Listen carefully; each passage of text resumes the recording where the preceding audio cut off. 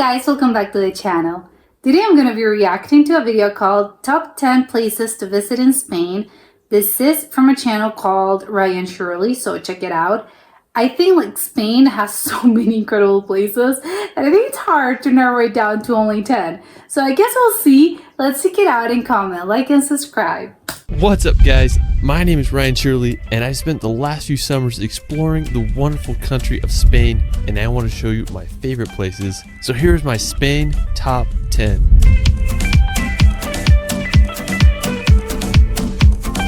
Spain has to be one of my all-time favorite countries. I've been to Spain 3 times now and I just can't get enough of this country. Let's start this video off at possibly my favorite island in the world, Mallorca. Oh, of course. When you think of a Mediterranean paradise, this is it. Mallorca is home to crystal clear water, gorgeous, windy roads, and some of the world's best cliff jumping spots. When I started solo traveling, this was the first place I went to, so it will forever have a special place in my heart. That's nice. One of my favorite places in Mallorca is Cala Barquez. Now to get to Cala Barquez, you can walk down this long dirt road.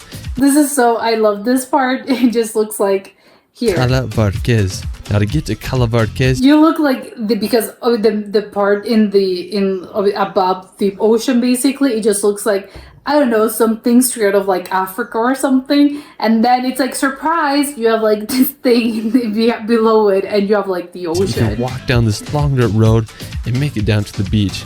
Now you're going to be blown away by the beauty of this place. Beautiful. I mean, it literally has everything from sandy beaches to prime cliff jumping spots.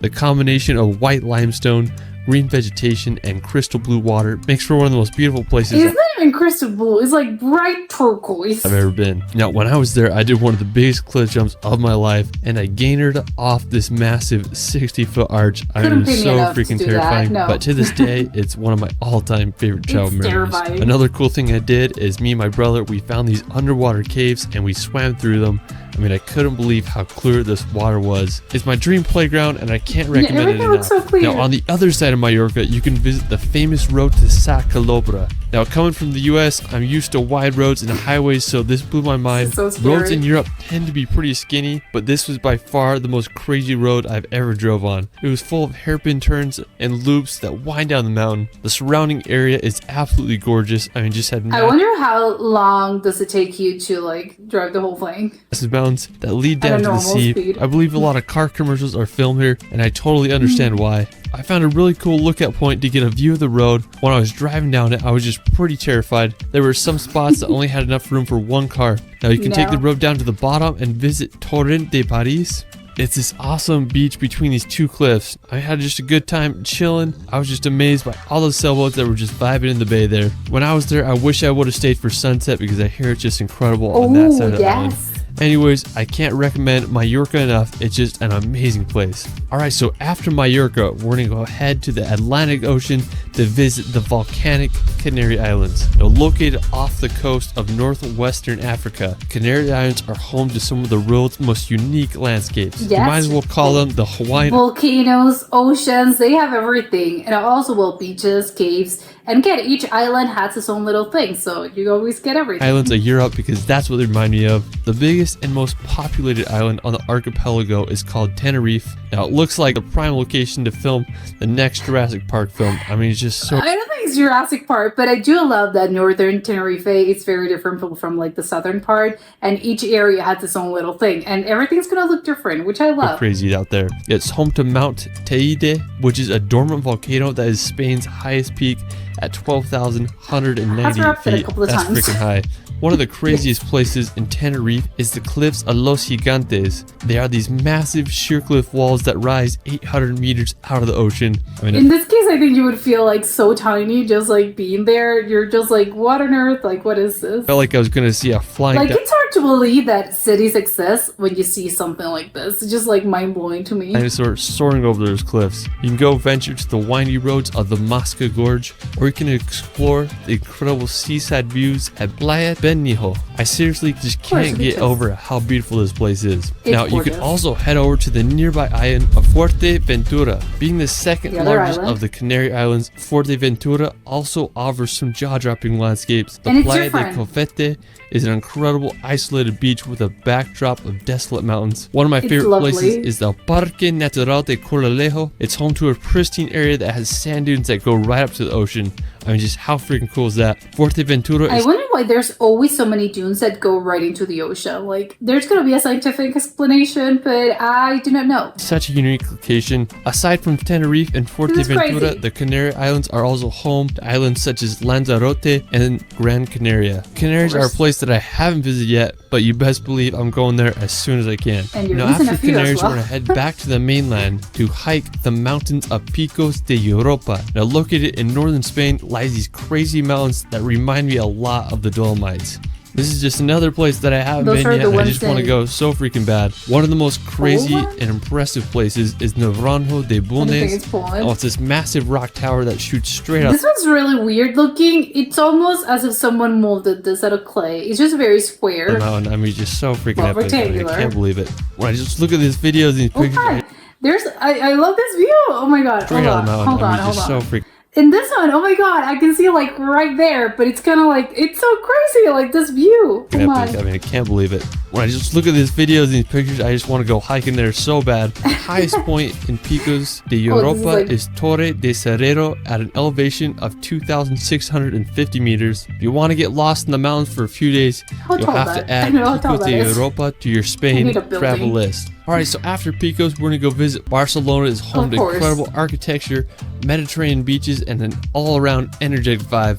So I was filming a cruise ship and we stopped here for a day, so I decided to go Ooh. explore the city. Anyways, I had such a good time just chilling up there, enjoying the views of the city that began construction over course. 138 years Never ago. gonna be And it over. still Well. isn't finished. I mean, like, how freaking It's not going to be finished, although apparently it will. But my eyes have to see it to believe it. crazy is that? It's anticipated that construction will be finished in 2026, but who knows? Sure. After Barcelona, we're gonna head over to the nearby mountains of Montserrat. Now, it's just a quick hour train ride or drive from Barcelona, making it a perfect Oh, day that's trip. so pretty. Now, I love. Okay, I'm gonna go back again. quick hour train ride or drive from Barcelona, This, I love how flat everything is, and then in the middle, well, in the background, you have like the mountain. It's just so gorgeous. making to it a me. perfect day trip. Now, Montserrat is really cool because it has these really unique mountains that give a view of all of Catalonia. Now, when you get there, you can go take a cable car up to the Abbey of Montserrat, which is a mountain monastery that offers some incredible views. Now, there's a ton of hiking trails that lead you to a religious relic Cross around in the the middle of mountains. nowhere. Definitely do some hikes once you're up there. Oh my. I mean, it's just such a unique location, and you know It's me, such a I weird like my place. rocks. This place has a bunch of them. All right, so Gorgeous. after Montserrat, we're gonna head down south to visit the region of Oh. Andalusia. Now, Andalusia is an autonomous community that covers pretty much all of southern Spain. Now, the capital of Andalusia is Seville. It's a very historic city where flamenco dancing was born. Now, one of the most beautiful cities in Andalusia, in my opinion, is Ronda. Now, it's about a 2-hour drive from Seville, and what I think is so Oh. cool about Ronda is this massive bridge called Puente Nuevo. It was built in wow. the 18th century to cross El Tajo Gorge. I mean, I just can't get over the Oh, what's a architecture gorge? of the arches. I've never seen anything like it I have no idea how on earth they built this, like the hundreds of years ago. It's crazy to me. before. Andalusia is also home to Costa del Sol, which is where a lot of Spain's best beaches and coastal cities are located, such as Malaga and Marbella. Alright, so Yes. after Andalusia, we're head Depending on north you to ask. visit the nearby Alicante. Now, Alicante is a picturesque city right on the Mediterranean Ocean. Now, one of the most prominent features of Alicante is the Santa Barbara Castle. The ancient fortress overlooks the city and the Playa del Postiguet down below. Now, a cool place near Alicante is La Manga. It's this 21-kilometer wow. long split that separates the Mediterranean Sea from the Mar Menor Lagoon. It's become a popular tourist destination lined with hotels and water Yeah. attractions across the whole spit. Another I wonder how it would look like before all the buildings were built, because it must have been like crazy to be there. It's like, wait, I don't know. You just go from one side to the other. You can just, I don't know, swim into the ocean. Well, it's the same ocean, but you could just swim from one side and go to the other in like 5 minutes. Another interesting place near Alicante is Laguna Salada de Torrevieja, and it's this pink lake right next to Whoa. the sea.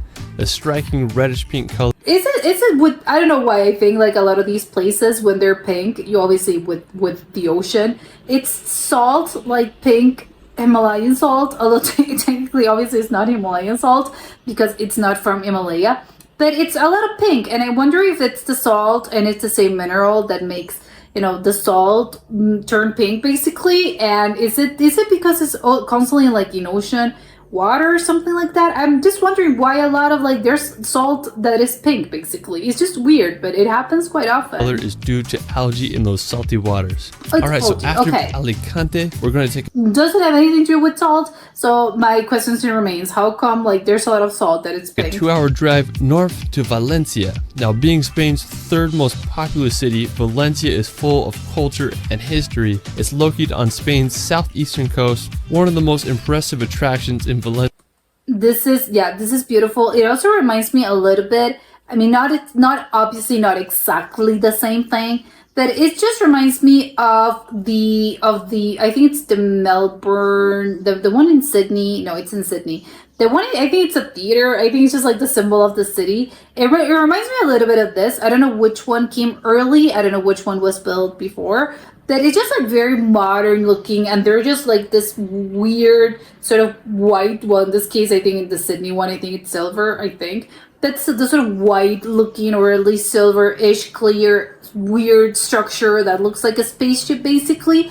That it doesn't really look like they belong. And they're both sort of, I don't know what similarities we have with Valencia and Sydney, but I don't know, it's kind of interesting that they're both have like interesting pieces of architecture that are quite similar in a way. Valencia is the city of arts and sciences. I mean, it's one of the most unique modern architectural. It almost looks like a whale. I said it looked like a spaceship, but it almost looks like a whale coming out of like, I don't know, a pool. Well, not a pool, the water, but it just looks like a whale. Structures that I've ever seen. Construction began in 1996 and it was inaugurated 9 years later. It was estimated that construction cost almost $1 billion. So that's pretty So crazy. expensive. But anyways, you can go paddleboard on the water, or you can go watch a film in the IMAX theater there. I mean, the surrounding Science Museum Park is also a beautiful place to walk around and enjoy the beauty of it's Valencia. beautiful.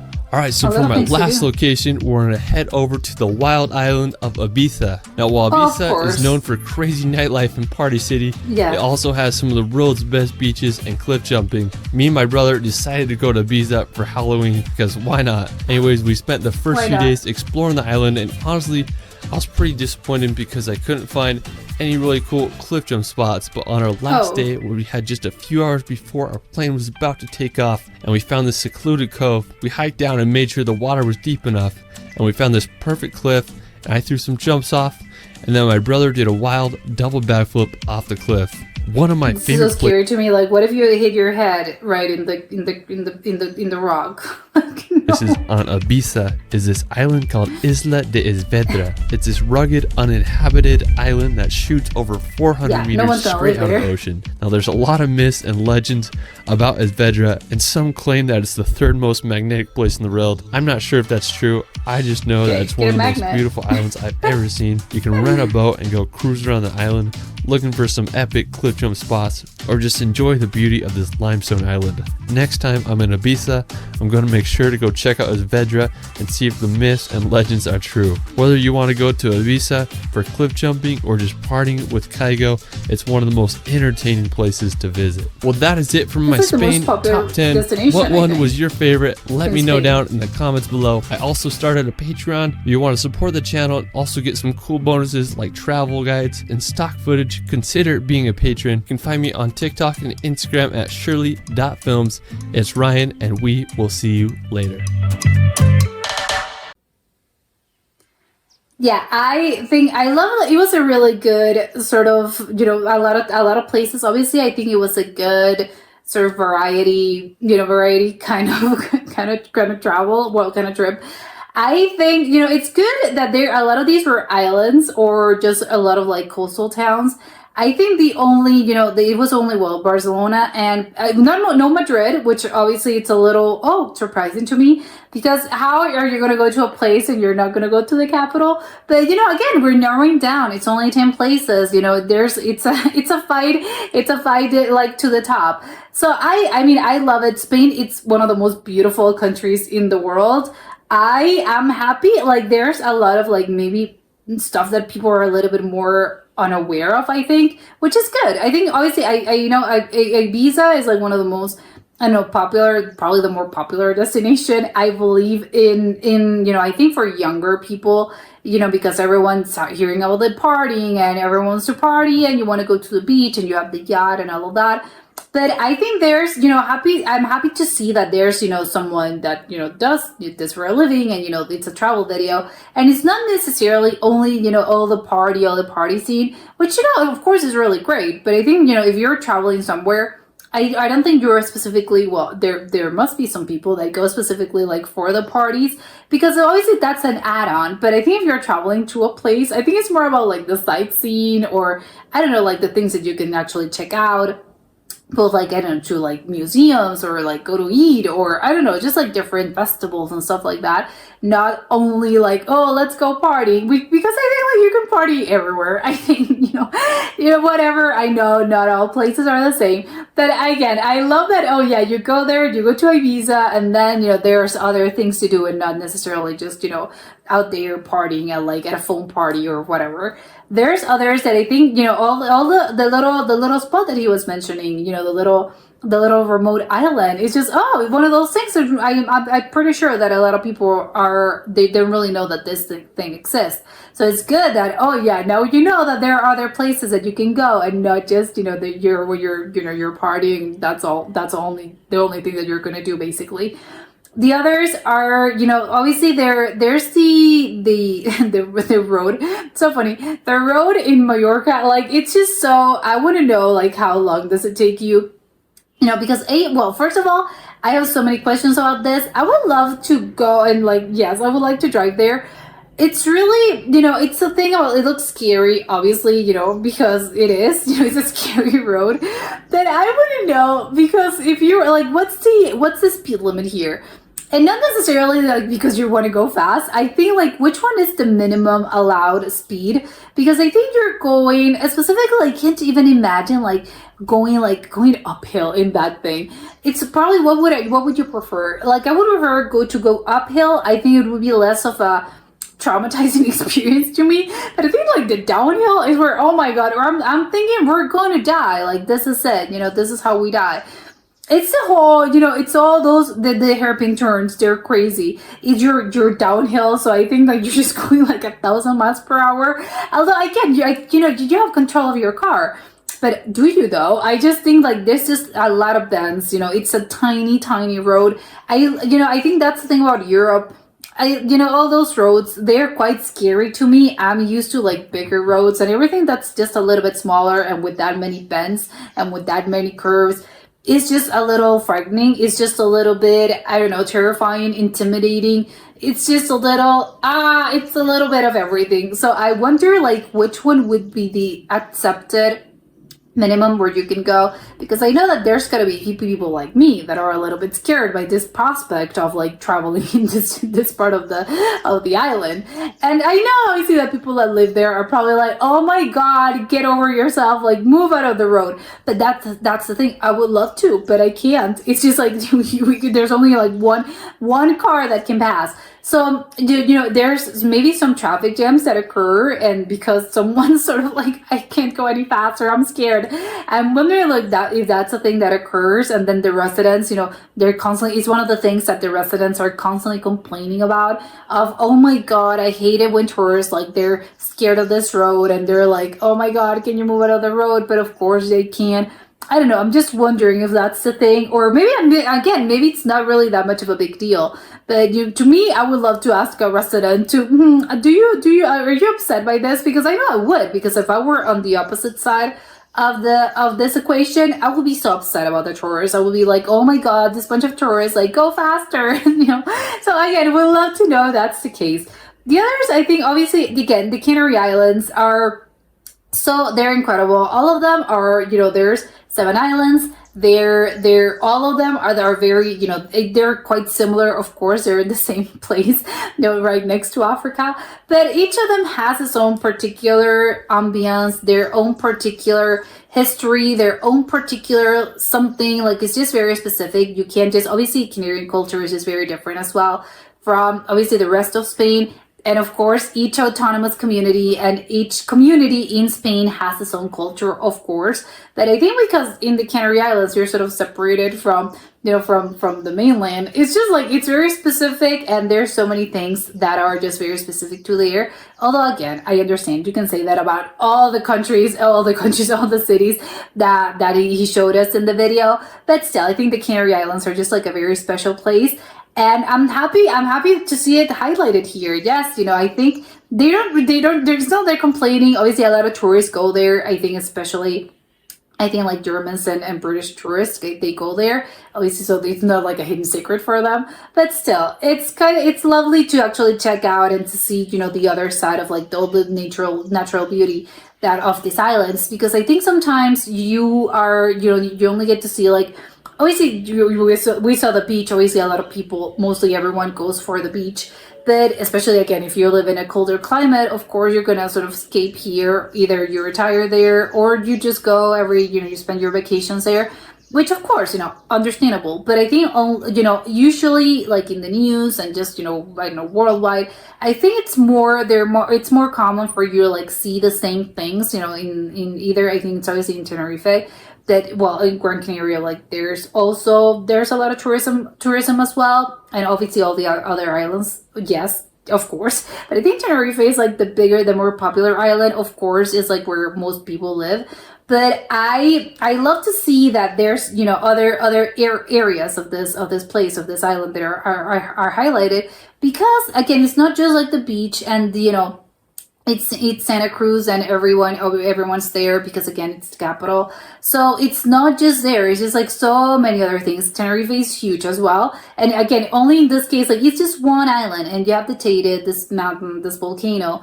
And again, the history, it's very rich, and you have like this all bunch of different, again, northern Tenerife is like very, very different from the south. And similarly, when you go to like to the east, the little east sort of bay there.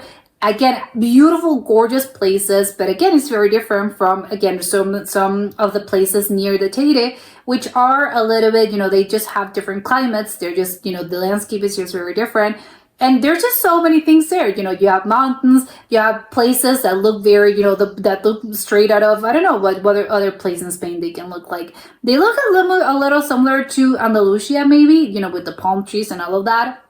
But again, you can learn like so much. I just think like, again, they have like a lot of rich history and a very rich culture. So again, it's lovely to see it. And again, that's just Tenerife. That's not getting into the other islands, which again, each of them has its own history. That, they're very similar, but at the same time, they're not. It's not just beaches. It's just like so many other things that you can do there. You can hike, there's museums, there's mummies, I don't know. There's like so many things that you can do there. So I love it. So of course, like that's like my favorite place basically out of all of this video. But, the others are nothing to scoff at, of course. The other, it's just like, where do I start? Of course, it's like Barcelona, gorgeous, the cathedral, it's, it's never going to be finished sometime. Well, apparently, maybe someday, but it's still beautiful. It's kind of funny how everyone, we as humans, obviously, again, it's a beautiful, beautiful place. It's a beautiful sort of sculpture. Well, not sculpture, it's a huge structure that you're kind of like, well, I think when you look at it, it's kind of like, I can see why it's not over. I can see why it's taken like over 100 years to be built. It's not just that obviously, the owner, well, not the owner, the designer died. Because again, it's kind of like a crazy thing that exists. And it's sort of like crazier if you start to think about this, how we as humans, we can go and see places that are like unfinished, and it's like the most touristy place ever. And everyone wants to go, you want to take a picture, you want to see it in real life. But it's kind of funny how the thing's not even built, and it's not going to, it's, maybe someday it's going to be finished. But it's sort of funny to me how you go and it's like, oh my God, of course, it's one of the highlights of your trip if you go to Barcelona, and it's like this thing that it's not even finished, or you can't really go. It looks, although to make it, I get to play a little bit of devil's advocate. The thing looks quite, only if you really look into the detail. If you just take it like a little glimpse, it can seem like it's finished, right? It's only when you start to look at the whole thing that you're like, well, this is not even close to being over, not even close to being finished. But I think that's part of the charm. And that's why part of me doesn't want this to be over, because it's like, no, let's not finish building. Then, it should never be finished, basically. Part of the charm is that it's never, the joke that it's never going to be finished, basically, because they're never going to stop building it. So I don't know. I just find it quite charming, the whole thing of like, you go, the thing's not over, it's never going to be finished, or maybe, yes, who knows. But again, it's not even something. But of course, it's an incredible feat of like human, again, engineer, maybe, I don't know, design to have something like this built. And you can really do tell it's just like a crazy thing that exists, when you look at it. It's sort of like, I can't believe something like this is being built.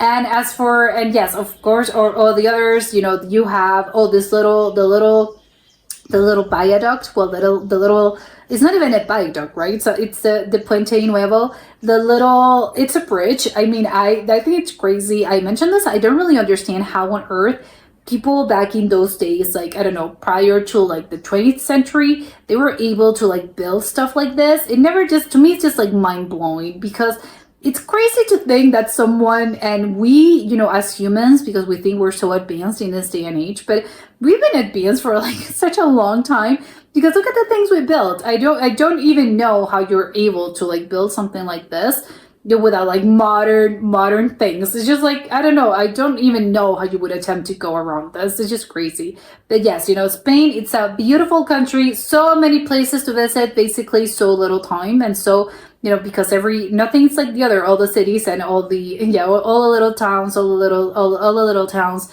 villages, and just cities, either big or small, they're so very different that it's just like, if you want to travel there, you're going to have to, spend quite a while traveling through Spain. But it's absolutely worth it. But that's it for today, and I'll see you next time. Bye!